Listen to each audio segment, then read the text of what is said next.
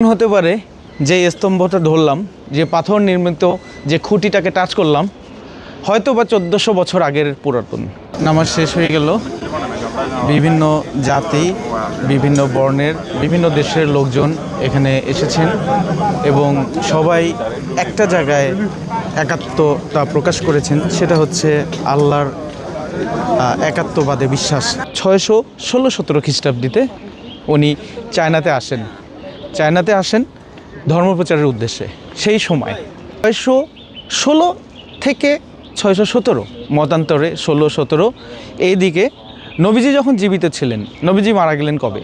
নবীজি মারা গেলেন হচ্ছে 632 খ্রিস্টাব্দে। তাহলে তারও 16 বছর পর নবীজি জীবিত থাকা অবস্থায় ইমাম সাহেব হেঁটে আসছেন, তার সাথে একজন আছেন চাইনিজ মুসলিম। ওনারা দাঁড়িয়ে নাই বললেই চল। আসসালামু আলাইকুম। আসসালামু আলাইকুম। এই সমস্ত বিশ্বের ইমাম সাহেব, মানে সমস্ত বিশ্ব থেকে যে সমস্ত লোকজন এসেছেন তার সাথে একবার হাত মোলাকাত করুন। আসসালামু আলাইকুম, সবাই কেমন আছেন? এমন হতে পারে যে স্তম্ভটা ধরলাম, যে পাথর নির্মিত যে খুঁটিটাকে টাচ করলাম, হয়তো বা 1400 বছর আগের পুরাতন। কেন এরকম?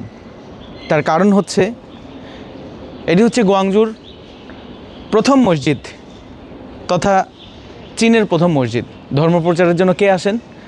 হযরত মুহাম্মদ সাল্লাল্লাহু আলাইহি সাল্লামের সহচর সাহাবী, কথিত আছে তার মামা অথবা চাচা। অনেক মতের ঐক্য হতে পারে, বাট আমরা ওই জায়গাটাতে এসেছি, যেটি হচ্ছে হযরত মুহাম্মদ সাল্লাল্লাহু আলাইহি সাল্লামের সাথে যারা ছিলেন অত্যন্ত কাছের সাহাবী, তার মামা অথবা চাচা আবু ওয়াকাস রাদিয়াল্লাহু আনহু। আবু ওয়াকাস রাদিয়াল্লাহু আনহু 616-17 খ্রিস্টাব্দে উনি চায়নাতে আসেন ধর্মপ্রচারের উদ্দেশ্যে। সেই সময় ভালো আছেন? আবার আসার প্ল্যানিং আছে ইনশাআল্লাহ। আসেন, সমস্যা নেই। আপনার বাসা কি? আমার বাসা না, আমি সানিয়ালে থাকি না। সানিয়ালে একটু বাঙালি লোকজন বেশি, তো আমরা ছিলাম যে ইয়াতে এক্সিং রোডে, ওখানে ভাই এক্সিং রোড নাকি ওখান থেকে ইয়াতে আর কি ক্যান্টন ফেয়ারের কাছাকাছি। ও আচ্ছা আচ্ছা, এই ক্যান্টন ফেয়ারে আপনাদের ক্যান্টন ফেয়ার যাওয়ার জন্য ওই জায়গাটা আপনাদের জন্য ঠিক আছে। বাট এই শহরের এই যে ধরেন যে ভিতরে আসলেন, একটু বাংলা খাবার খাইলেন, ওটার জন্য আবার সানিয়ালি বা এই আশেপাশেটা ঠিক আছে আর কি। ঠিক আছে ভাইয়া, দেখা হবে ইনশাআল্লাহ। আমার কাছে আছে, কিন্তু আমি এর জন্য যোগাযোগ করতে পারি। সমস্যা নেই গ্রুপে আছে, গ্রুপে আছে সবার জন্য সবাইকে তো বলতেছি, লিঙ্কন ভাই কে দেখছি, লিঙ্কন ভাইয়ের সাথে আসে সামনে ইনশাআল্লাহ যোগাযোগ। এই যে গ্রুপের আশরাফুল ভাই, উনি উনি তো আসছে কালকে, পরশুদিন আসছে। আমরা আসছি গত কয় তারিখে? 31 তারিখে। আজকে চলে যাচ্ছে, আজকে রাত্রে চলে যাব। আচ্ছা আচ্ছা, ইনশাআল্লাহ। তাহলে আসলে ইনশাআল্লাহ আমার সাথে যোগাযোগ করে, হ্যাঁ যোগাযোগ করে আসবেন, ভালো হবে আর কি। হ্যাঁ ওকে, হ্যাঁ আসসালামু আলাইকুম সবাইকে। আসসালামু আলাইকুম। ওয়ালাইকুম আসসালাম। 616 থেকে 617 মতান্তরে 16-17 এই দিকে নবীজি যখন জীবিত ছিলেন। নবীজি মারা গেলেন কবে? নবীজি মারা গেলেন হচ্ছে 632 খ্রিস্টাব্দে। তাহলে তারও 16 বছর পর নবীজি জীবিত থাকা অবস্থায় ধর্মপ্রচারের জন্য, ইসলামের শান্তির বাণী পৃথিবীর প্রতিটি আনাচে কানাচে প্রচারের জন্য নবীজি তাদের প্রতিনিধি পাঠাতে চাইলেন। আজকে যেমন চায়না ডেভেলপমেন্ট, ব্যবসার জন্য, বাণিজ্যের জন্য সবাই চায়নাতে আসেন, ঠিক তখনও চায়না ব্যবসা বাণিজ্য এবং প্রচারণা বিভিন্ন কাজের জন্য বিশ্বের অন্যান্য জায়গা থেকে এগিয়ে। এই জন্য কথায় আছে যে শিক্ষা অর্জন বা জ্ঞান অর্জনের জন্য হলে সুদূর চায়নায় যেতে হবে। এটি নিয়ে অনেক মতভেদ আছে, কিন্তু এই কথাটি অনেকবার এসেছে। নবীজি জীবিত থাকা অবস্থায় তার সাথে যে ছিলেন সেই রকম একজন স্ট্রং সাহাবী আবু ওয়াকাস রাদিয়াল্লাহু আনহু এখানে আসেন 617 সালে। 617 থেকে 10 বছর পর 27 সালে এই মসজিদটি নির্মাণ হয়। এই মসজিদটি নির্মাণ হওয়ার আজকে 2025 সাল, 2026 সাল ধরতে গেলে 1400 বছর, অর্থাৎ 1398 বছর, মানে 1400 বছর চলছে। এখানে যে নির্মাণ শৈলী দেখতেছেন, এই যে পাহাড় কাটা, পাথর কাটা রাস্তা দেখতেছেন, এটি ছিল তখনকার সময়ে উঁচু জায়গা, উঁচু ভবন, এবং মসজিদটার নাম তৈরি করা হয় হোয়াইসাং মসজিদ। হোয়াইসাং কথাটার অর্থ হোয়াইনিয়ান, মানে হচ্ছে কাউকে স্মরণ করা, সং মানে হচ্ছে নবীজি, বার্তাবাহক, দূত। হোয়াইসং মানে হচ্ছে নবীজির স্মরণে তৈরি মসজিদ। তো নবীজির স্মরণে তৈরি মসজিদ এটি হোয়াইসাং মসজিদ। এই হোয়াইসাং মসজিদ একটা সময় এখানে উঁচু জায়গায় যেহেতু ছিল, আর গুয়াংজোতে যেহেতু তখন অনেক জাহাজ ভিড়ত, অনেক বণিকরা আসতো, তাদের দিক নির্দেশনার জন্য এই বিল্ডিং, এই স্থাপনা অনেক দূর থেকে দেখা যেত এবং এই অনেক দূর থেকে যে এটা দেখা যাচ্ছে, এটা দেখে নাবিকরা নির্দেশনা পেতেন, দিক নির্দেশনা পেতেন। নাবিকরা বুঝতে পারতেন কোন দিকে থেকে কোন দিকে যেতে হবে। আর একটা কথা বলে রাখা ভালো, আবু ওয়াকাস রাদিয়াল্লাহু আনহু উনি আমাদের চট্টগ্রাম বন্দরের একটা সাইট টাচ করে এখানে আসেন। আসার পর এখানে ধর্মপ্রচার শুরু করেন। আমরা মসজিদের ভিতর দিকে ঢুকে যাচ্ছি, অনেক লোকজন এবং আমাদের বাঙালি দেশের যে ভাইরা অনেক বেশি এখানে। পাশে যেহেতু সানিয়ালি বাংলাদেশের লোকজনের যেই ঘাঁটি বলবো সেই জায়গাটা, তো সরি আপনারা এখানে দেখেন যে মসজিদের যে নির্মাণ শৈলীটা দেখলে বুঝতে পারবেন 1400 বছর আগের যে নির্মাণ শৈলী ঠিক ওই রকমই রয়ে গেছে। দুইবার এটা বিভিন্ন বড় বিপদের মধ্যে পড়েছিল। একবার হচ্ছে আগুন ধরে গেছিলো, আর একবার হচ্ছে অন্য একটা কারণে, ভূমিকম্প টাইপ কিছু কারণে এটা একেবারে নষ্ট হয়ে গিয়েছিল। এরপরে পুনর্সংস্করণ করা হয় প্রায় 200 বছর পরে। তার 200 বছর পর থেকে আজ পর্যন্ত এরকমই রয়েছে। আপনারা ভিতরে চাইলে দেখতে পারবেন। আমরা ভিতরে ঘুরে একটু দেখাচ্ছি ভিতরটা কেমন।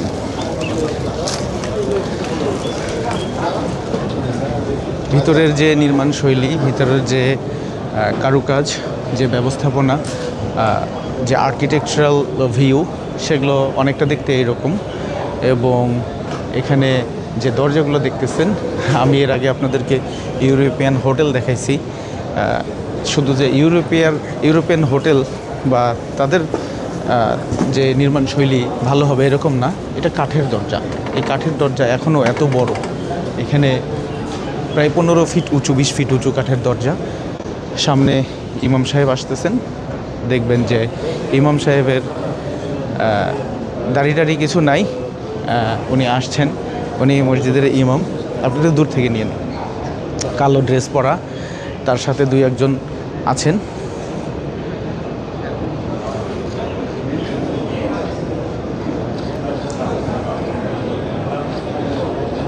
ইমাম সাহেব হেঁটে আসছেন, তার সাথে একজন আছেন চাইনিজ মুসলিম, ওনারা দাড়ি নাই বললেই চল। আসসালামু আলাইকুম। আসসালামু আলাইকুম। এই সমস্ত বিশ্বের ইমাম সাহেব, মানে সমস্ত বিশ্ব থেকে যে সমস্ত লোকজন এসেছেন তার সাথে একবার হাত মোলাকাত করছেন। আমরা দেখতে পাচ্ছি বেশ বিনয়ী, ভদ্র, ছোট্টখাটো মানুষ।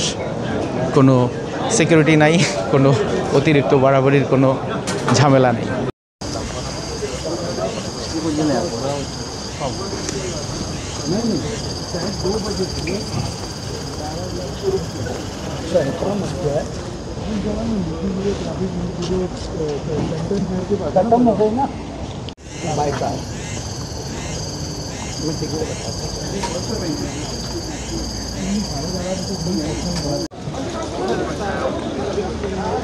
নামাজ শেষ হয়ে গেল। বিভিন্ন জাতি, বিভিন্ন বর্ণের, বিভিন্ন দেশের লোকজন এখানে এসেছেন এবং সবাই একটা জায়গায় একাত্মতা প্রকাশ করেছেন। সেটা হচ্ছে আল্লাহর একাত্মবাদে বিশ্বাস এই সমস্ত লোকগুলোর রয়েছেন এবং তাদের একটাই উদ্দেশ্য, ইসলামের যে শান্তির বাণী সেটা নিজের মধ্যে ধারণ করা এবং বিশ্বব্যাপী ছড়িয়ে দেওয়া। আমরা এখন যেটা দেখতে পাচ্ছি এটা হচ্ছে এই মসজিদ প্রাঙ্গণ, প্রায় 3000 স্কোয়ার মিটার, যেটার উঠানটা বিস্তৃত। সামনে যেখানে দেখতেছেন, এই সামনে হচ্ছে মাজারে ঢোকার পথ, যেখানে আবু ওয়াকাস রাদিয়াল্লাহু আনহু তার মাজার রয়েছেন, তিনি যেখানে চিরনিদ্রায় শায়িত আছেন। অত্যন্ত আবেগঘন একটা মুহূর্ত এবং এখানে অনেক নিয়েতে আসেন তার মাজারটা একটিবার দেখার জন্য। আমরাও চেষ্টা করব, কিন্তু প্রচুর লোকের কারণে অনেক ক্ষেত্রে হয়ে ওঠে না। তার কারণ এটি চায়না তথা গোয়াংজু অথবা গোয়াংজু তথা চায়নার সবচেয়ে প্রথম নির্মিত মসজিদ, যেটি নির্মাণ কাজ শুরু হয় 627 খ্রিস্টাব্দে। 627 খ্রিস্টাব্দটা হচ্ছে 16-17 দিকে আবু ওয়াকাস রাদিয়াল্লাহু আনহু নবীজি যখন জীবিত ছিলেন, ঠিক সেই সময় উনি আসেন ধর্মপ্রচার এবং ব্যবসার উদ্দেশ্যে, এবং এরপরে এই মসজিদ নির্মাণ হতে হতে সময় লেগে যায়। কথিত আছে, বিভিন্ন জায়গায় যে তথ্য পাওয়া যায় সেই তথ্যে দেওয়া আছে 27 সালে এই মসজিদ, অর্থাৎ 627 সালে মসজিদ নির্মিত হয়েছে, যেটি প্রায় 1400 বছর, 1398 বছর বয়স হয়ে গেছে যে এই মসজিদটির। আমরা এই তথ্যটি আমরা পেয়েছি আর কি। তাহলে এই মসজিদের নির্মাণকালটা ছিল 627 খ্রিস্টাব্দ। তো 627 খ্রিস্টাব্দ থেকে 2025, 1398 বছরের পুরাতন মসজিদ, এবং যেটি হযরত মুহাম্মদ সাল্লাল্লাহু আলাইহি সাল্লাম জীবিত থাকা অবস্থায় নির্মাণকাল শুরু হয়েছিল। আমাদের নবীজি তখন জীবিত ছিলেন এবং তখন চায়নাতে শাসন করতেন হচ্ছে থাং ডাইনেস্টির যে সম্রাট, সেই সম্রাটকে নবীজি প্রস্তাব পাঠালেন, আমি আমার প্রতিনিধি পাঠাচ্ছি ধর্মপ্রচারের জন্য তোমাদের ওখানে ইসলামের বার্তা নিয়ে। তখন এই গোয়াংজু যে বন্দর ছিল, এই গোয়াংজুর বন্দর, এই বন্দরে অসংখ্য মানুষ তাদেরকে স্বাগতম জানিয়েছে।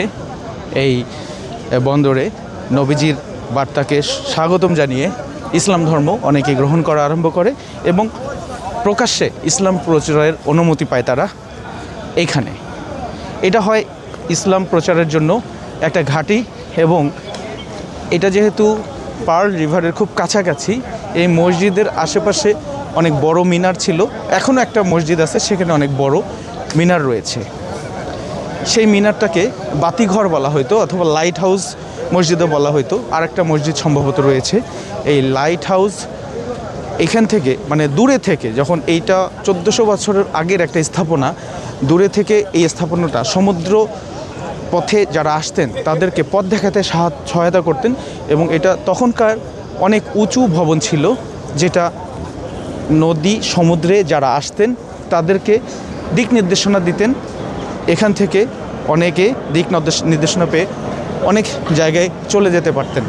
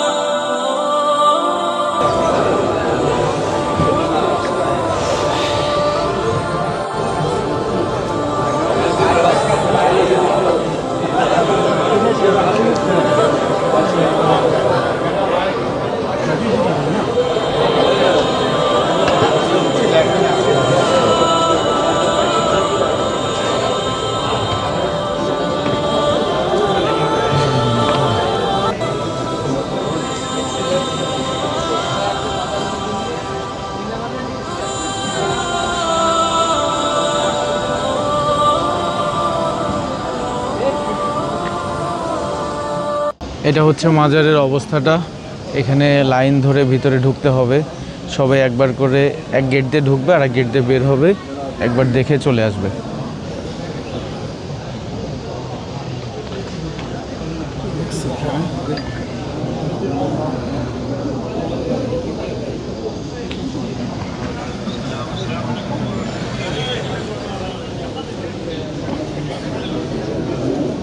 দু মিনিট হলে কেটে দিন।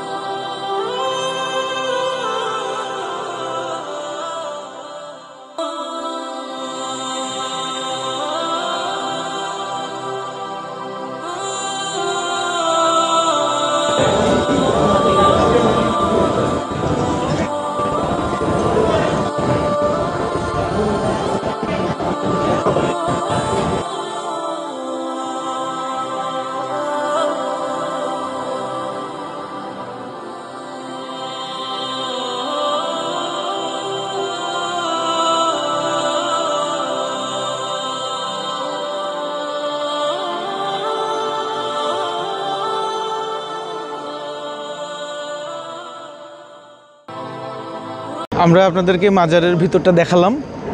এখন ইসলাম নিয়ে নানা মত, নানা মতবাদের মানুষ আছেন।